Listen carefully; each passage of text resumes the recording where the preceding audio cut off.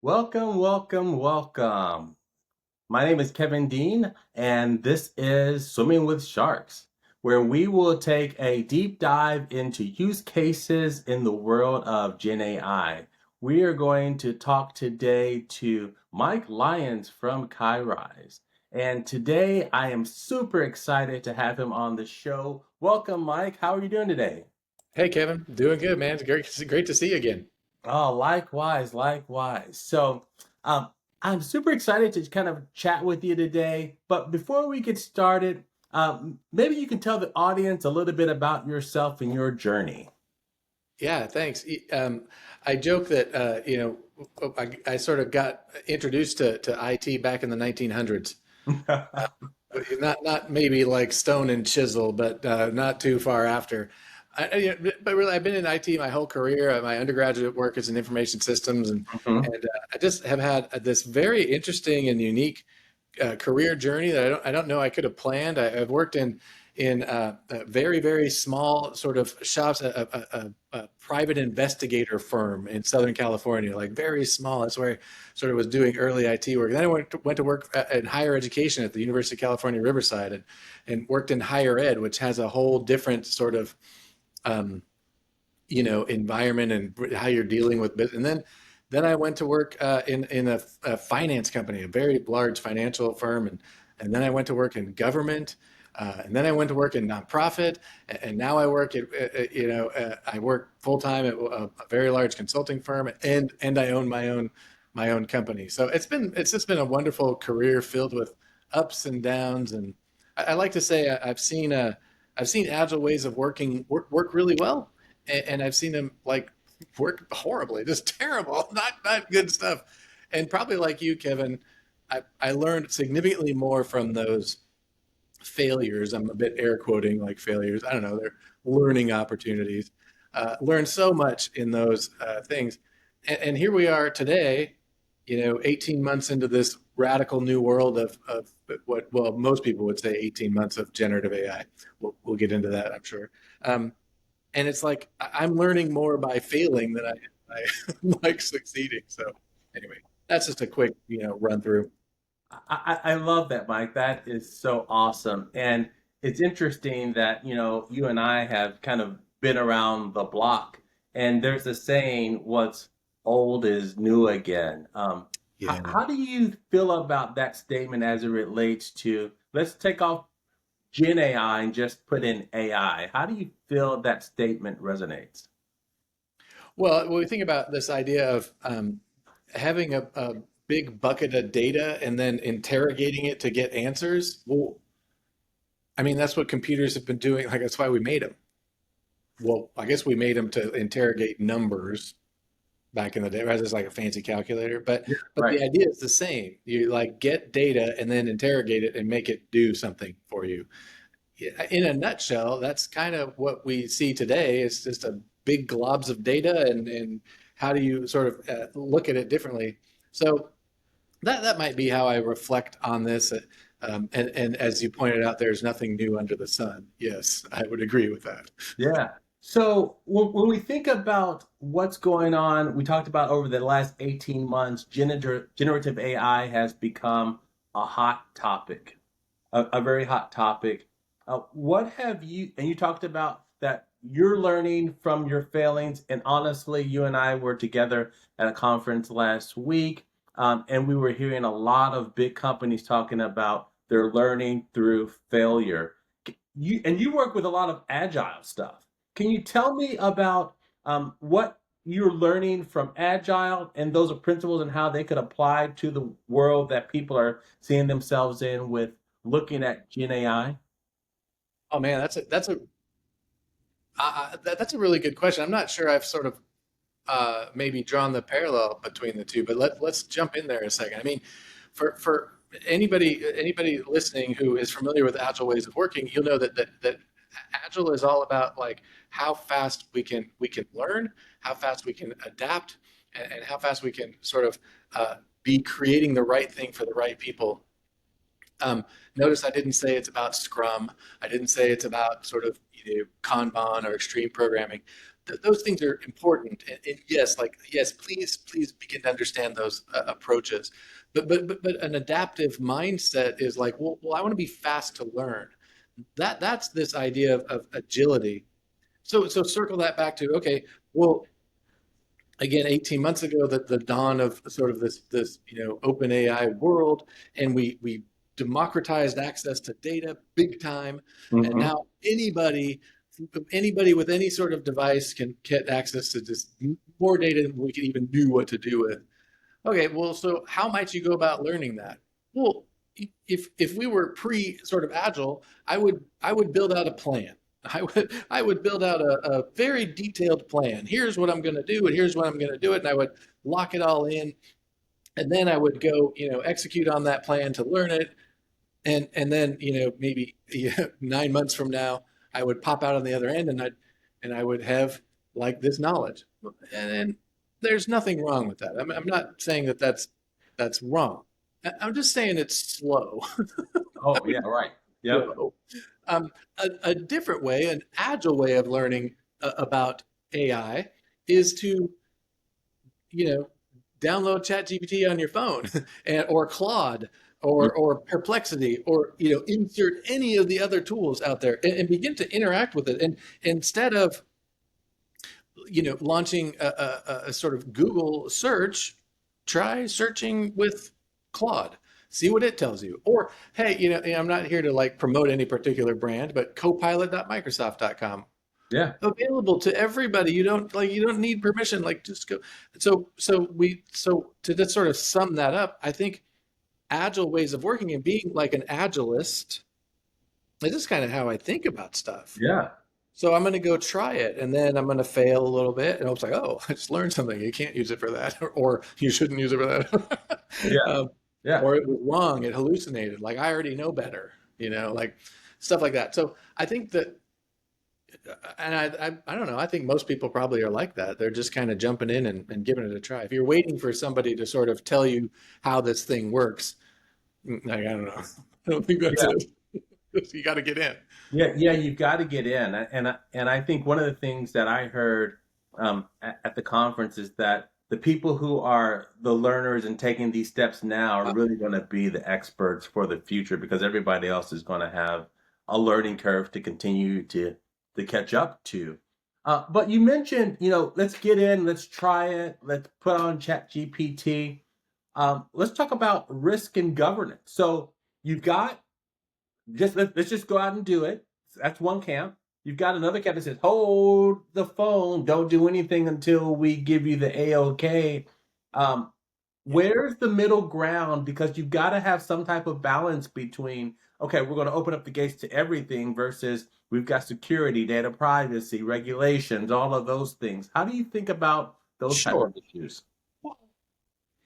Okay, that's a great point, and I agree. But security by sort of, locking us down from using the internet, well, that doesn't make any sense either. Well, let's go back in time just 2 years ago. There was no such thing as me being able to do any of the tools I just described. They just didn't That exist. didn't They were exist. nascent. They were like, so 2, 3 years ago. The data models were being built. Like, we know that OpenAI spent years building the data models. Yes. But you and I couldn't access it. Okay. Right. If I were to visit, Dropbox.com and upload all of my company's secrets, would I do that?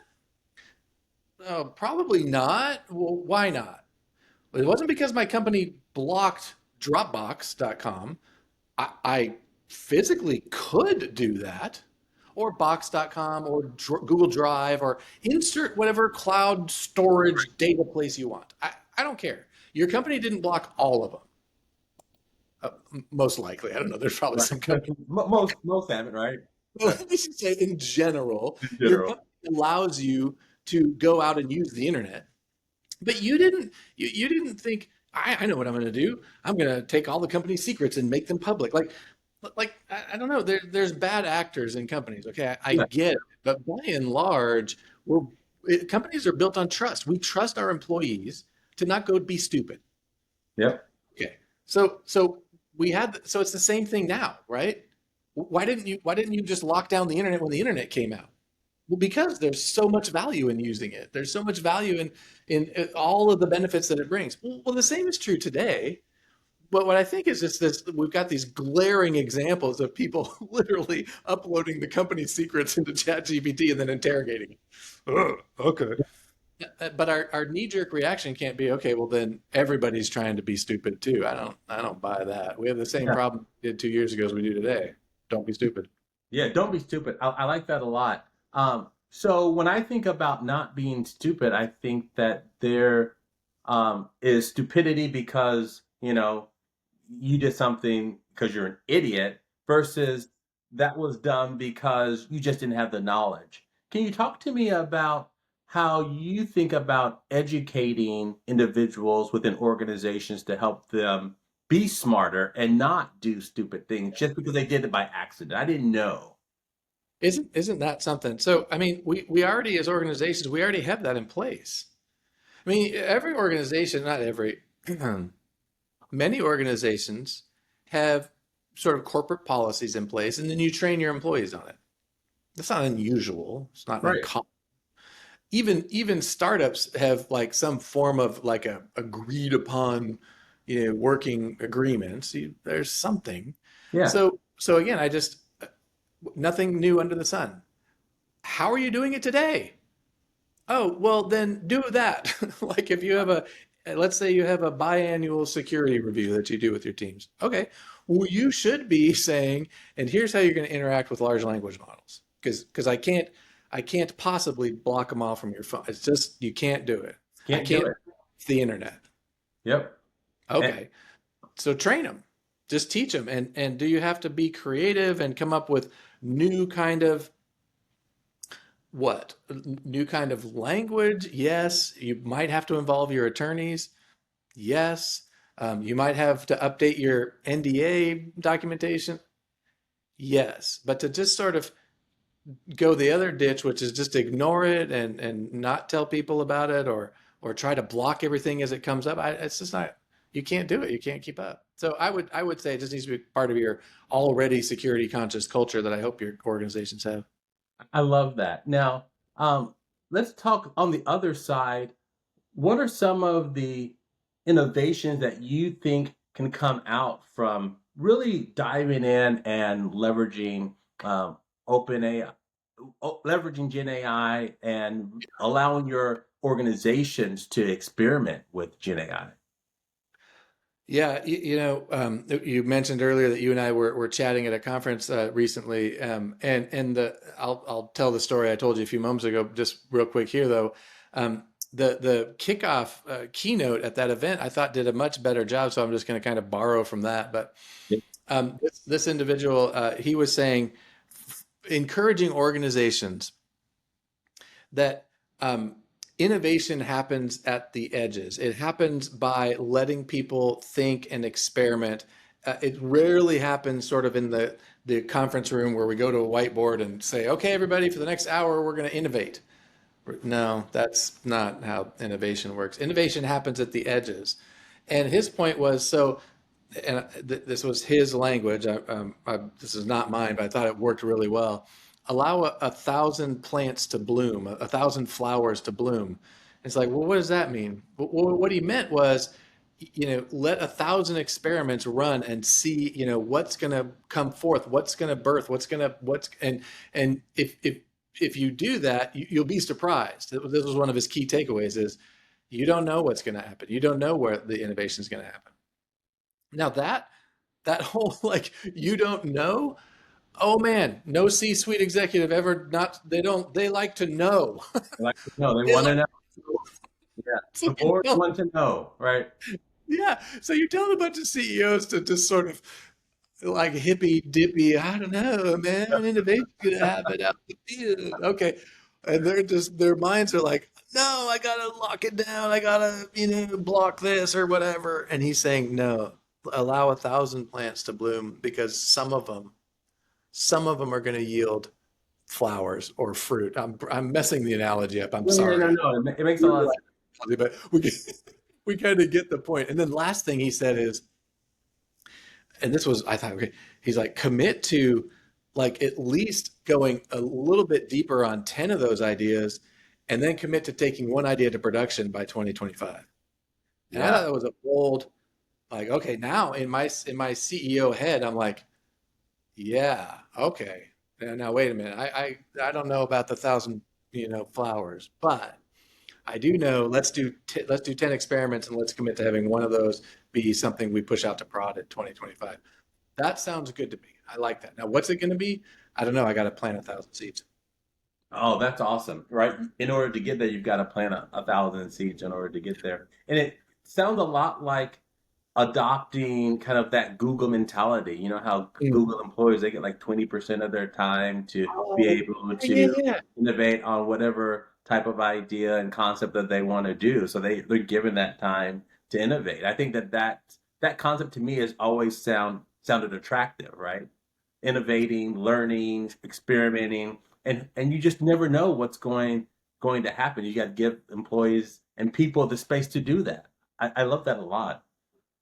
I, That's an I interesting topic there is one about like sort of capacity. And while not specific to sort of AI, is this idea as leaders, how tolerant are we when it comes to capacity? And have we gotten to this place where sort of busyness equals Mhm. work or value? And again, this isn't an AI topic, but it is an interesting one. So if you're listening and you're a leader, have you confused busyness with value? Because they're not the same thing. And email is a corporate killer, right? If you think your inbox is some way like that should have almost nothing to do with your day to day. Like don't use Yeah. that. Or or here's the one my personal like gripe is the real time group chat. I think that's going to be the death of companies. I really do. It Mm, is mm. horrible.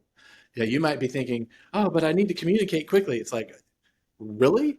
You need to interrupt me so that I can read like 30, like Slack is awful. It's just awful for productivity. Yeah, It it has the cuts it. opposite effect. It's like a meeting with no agenda and everybody's invited. Gross. You would never go to that meeting, but somehow you allow it during the day. Yeah.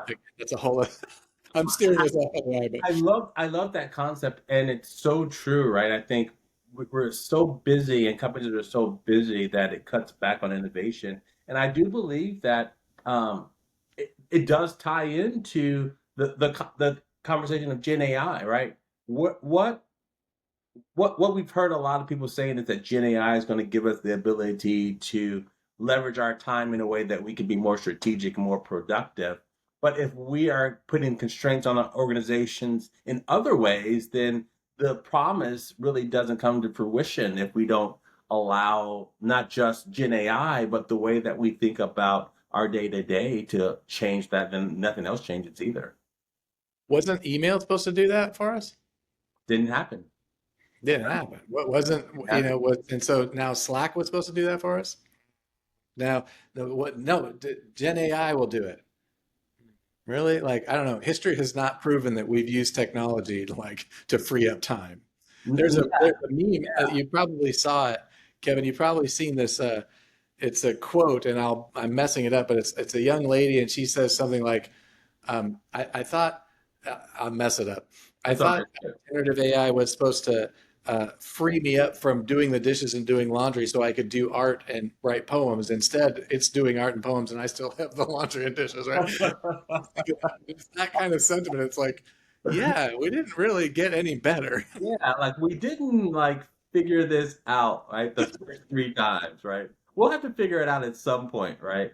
Uh, And yeah, I don't mean to diminish any of the things that have become good. Like I don't mean that. I just found it funny, but no, no, it's not it, and it is funny. You got to laugh at these things. We got to be able to laugh at ourselves, right? Because I think too, like being able to see different perspectives, to be able to laugh at yourselves and to be able to laugh at others is a part of the innovation and cycle, right? Those types oh, of things, good. you got to be able to say, man, that was not the best idea, but you know what? It was kind of funny. It And was you learn something from it, right? well, yeah, because lest we fall into this sort of like dogmatic, I have all the answers. And again, we joke back in the 1900s. I can remember thinking like I was the smartest person in the room where I had some, and the older I get, the more I'm like, I barely know anything. I don't know much. And so there's plenty of smart people. And, if we do take ourselves too seriously, we run the risk of thinking innovation happens in a conference room at a whiteboard. It doesn't. It's very unlikely that you're going to innovate Yeah. that way. I think about, that quote, like if you are the smartest person in the room, you're in the wrong room, right? Yeah, we should You're leave in for the some. wrong. Yeah, you need to be in a different room where you're not the smartest person because you're not going to ever learn or grow, right? And you're going to just continue to put down others. That's So, fun. so tell me a little bit about kirise. What type of cool stuff are you guys doing over there? Yeah, thanks. So kirise is a online training company, and there's myself and two other guys, and we started. We're now 4.5 years into this journey, and we are the global leader in self-paced agile training that ends in an industry recognized certification, the Mhm. IC Agile Certified Professional. IC Agile is the International Consortium for Agile, global, well-known certification agency. And quick story, they asked. Uh, I'd been teaching the ICP sort of in person. I'd been teaching it online, and we approached them and said, "Would you be interested in doing a self-paced thing?" And they're like, "No." What do you Mm. mean no?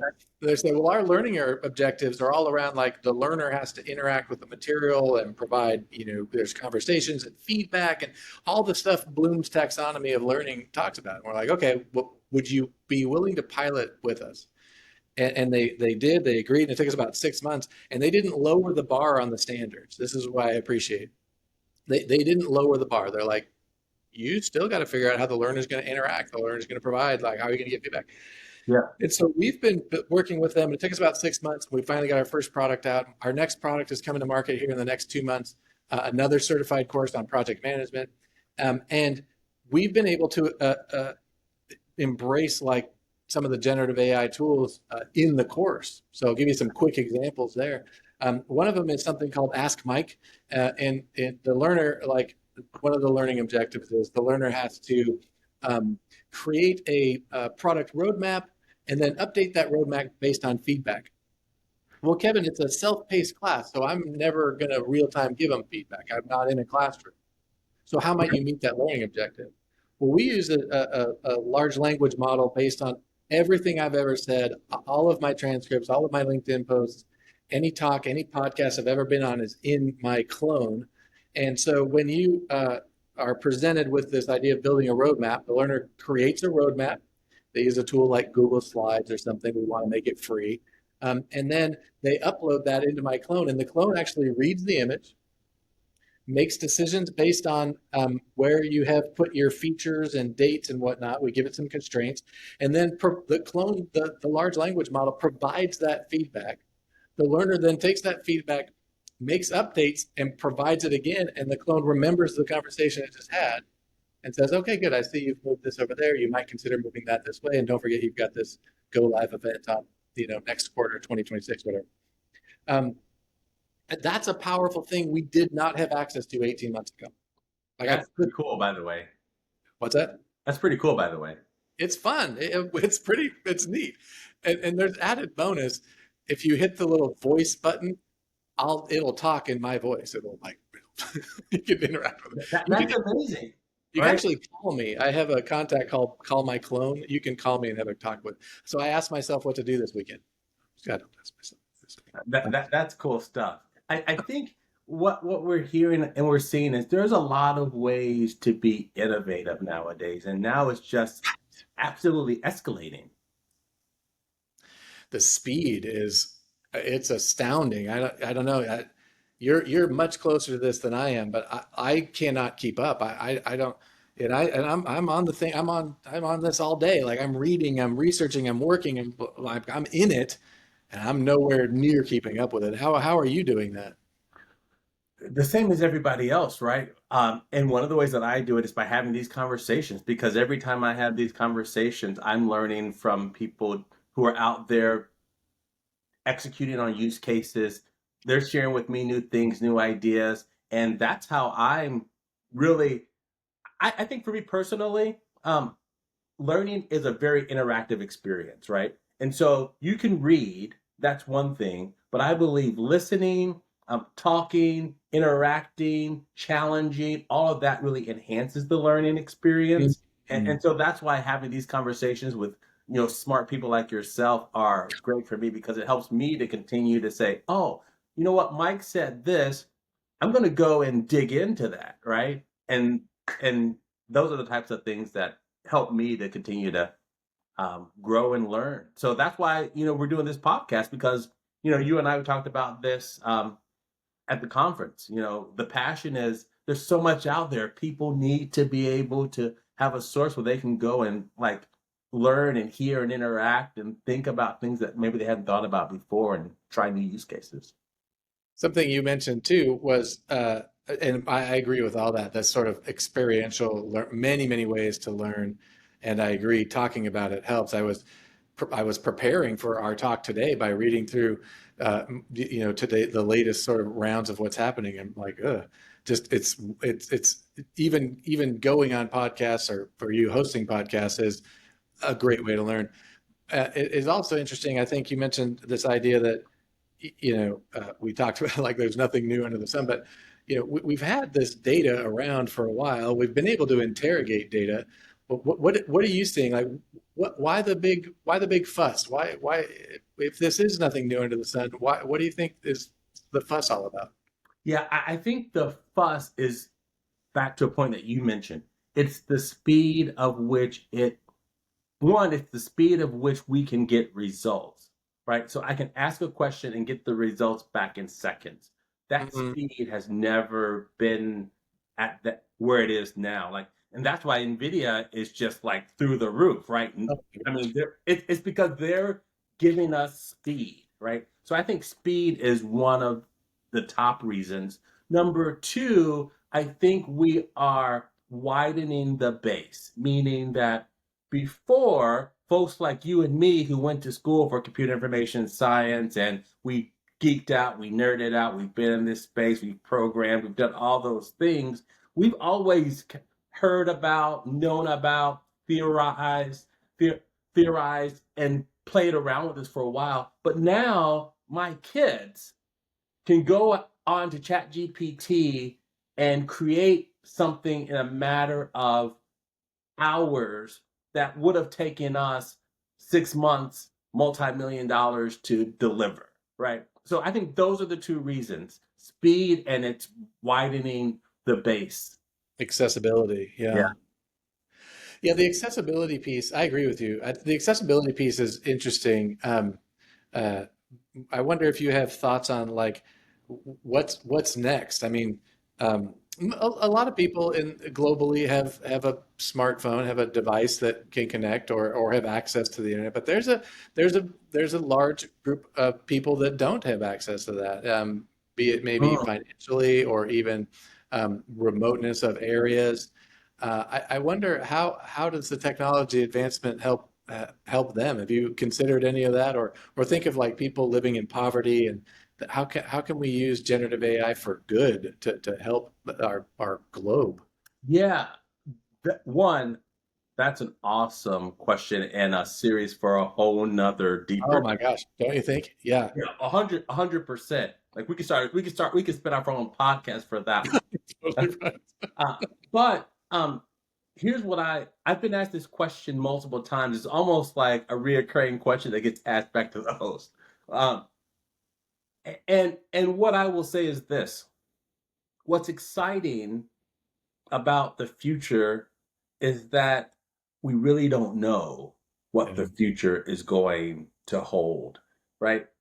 And that's kind of cool, right? So you you already have lots of smart people, Bill and Melinda Gates, right? They're spending their time and their energy and their research to help humanity from a medical standpoint. They've been doing this for years. This is helping to expedite that. One of the best use cases for Gen AI is in, the medical space. When so being able to provide better health care for individuals Yes. is is important. And I volunteer in the healthcare space, Okay. so that is something that there's immediate value in that right now today. And I believe that there's a lot of advancements that will come quickly because of it. I believe that um, giving lots where there wasn't internet, there are mobile phones. So around the globe, you know, Sure. 15, 20 years ago, we saw the leapfrog where people Yeah. didn't have access to the internet, they didn't have access to computers, but now almost anybody can have a phone regardless of where you are. I think about I watched a an interview with a gentleman who came from a third world country, and now he's an executive for a large organization, and all of it because of the way that technology has advanced.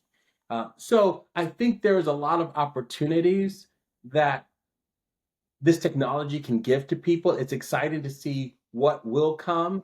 But Yeah. at the end of the day, not to go too deep into this, I think it's going to all swing back to what we said in the beginning. Uh, what's old is new, right? And so, yes, there's conversations about the bias of Gen AI, and there's a lot of other conversations that we could have about ethics in Gen AI. But at the end of the day, it's going to be what will we as responsible humans do with it, right? And so that's what it comes down to, and that's a bigger question than I think we could touch on this podcast. No, it's a good word. I didn't have the answer. I was just going to ask ChatGPT for the answer. Oh, oh man, wow, Is wow! it? Should have done that. A friend of mine was telling me about this book that he was reading. How Gen AI started. Um, it's the typical story, right? It's protecting itself, so it would answer the questions, and then when people say, "Oh, we need to shut this down," and it would give answers and generate things to be able to protect itself. It's a pretty cool book. I'll get the name of the book and throw it in the podcast page when it goes live. It's a cool book. It is interesting. I think that you're onto something though. It's like when we think about more globally and sort of from a humanitarian type approach, I just don't think we know, but we need to be open.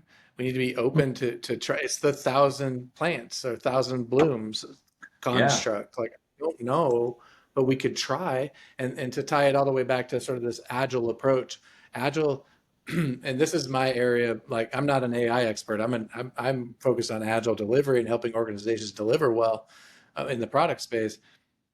I want companies to be able to respond quickly to opportunities, risks, and threats quickly, Hmm. capitalize on those. I'm actually I like variability. I think variability can be a good thing if you can capitalize on it. But if you're bogged down, mired down in this sort of bureaucratic, I've got to run every decision by three committees and they only meet every other Tuesday. Ugh, like you are Yeah. not going to make it. We just don't live there anymore. It's not that that was bad. It's just not now. It's not fast enough. And agility just gives you speed. It just gives you like this ability to react. Not speed in delivering products to market, not necessarily, but speed in decision, speed in learning, speed in potentially delivering the right thing, like all of that. And so that's where we try at kirise, we try to teach people that. We try to teach it agile ways of working, adaptive ways of working. Our new product will be out this fall. It's called Agile Project Management, which just then shudders down people's spine. They're like, agile projects aren't a thing. Oh, just relax a minute, would you? Yeah. Like agile project management is a thing. I see it all the time, and we're gonna certify people in this, and we're using generative AI to help make that learning better and more sort of intuitive and also interactive, and it's just great fun. I really am enjoying that side of things. That is so awesome. So just to kind of switch it up a little bit, most people who listen to the podcast know that I am a big music buff. So tell me, after we're done having this conversation today, give me a song that I need to go and listen to later on today. Oh, sure. Yeah. So new release coming out by my favorite band called Skillet. Skillet is they're gonna be in like the heavy rock Yep. kind of. I know who they are. You'll kill it. So they've got a new release coming out in November. The first two songs are out, and one of them is called, oh, duh, the name just escaped me. It's not unliked, or it's well, now I got to go look it up. Yeah, let's see. Their new release is coming out, and it is a song called "Unpopular." John Cooper is the Unpopular. lead singer. It's fun. It's a fun song. I like that band. They've been around a while, so check Yeah, out by Skillet. I love it. So that's going to be the song that we're going to go and rock out to later today. Mike, this has been so much fun. This has Oh been a yeah, lot of fun. indeed. Hey, if people want to catch up with you later, how do they do it? Yeah, thanks for asking. Well, LinkedIn is going to be the best way to do it. There's actually a link on my profile that says "Let's talk in real life" that'll take you right. And I mean that. And I do this probably a couple times a month. Just people will say, "Let's meet and talk about all things." My area is Agile delivery. So if that's interest of you, LinkedIn, search for Mike Lyons. I'll come up. I'm easy to find, and that's the best way. Awesome. We'll make sure that we include the link when we post this out. Hey, it's been a lot of fun chatting with you, Mike, and I'm sure we're going to have lots of more conversations to follow. All right, Thanks, man. everybody, for tuning into the show, and we'll catch you the next time. See ya.